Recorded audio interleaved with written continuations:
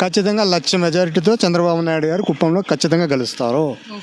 ఎందుకంటే కుప్పాన్ని అన్ని రకాలుగా అభివృద్ధి చేసింది చంద్రబాబు నాయుడు గారే, ఇది కాదనలేని విషయం.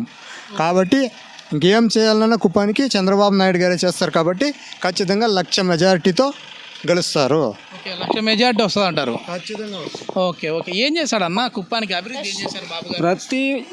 ఇక్కడ జరిగిన వర్కుల్లో కానీ ప్రతి ఒక్కటి చేసింది ఆయన ముద్రే ఉంది. కానీ ఇప్పుడు రోడ్లు కానీ ట్యాంకులు కానీ స్కూల్ ఇండ్లు కానీ ప్రతి ఒక్కటి తీసుకుని కాలేజీలతో సహా మొత్తం ఆయన ముద్రే ఉంటుంది. కాబట్టి ఇది గుడిపల్లి మండలం కదా? గుడిపల్లి. ఓకే, ఇక్కడ మీకు ఏం అభివృద్ధి జరిగిందంటారు ఈ గుడిచెంపలో?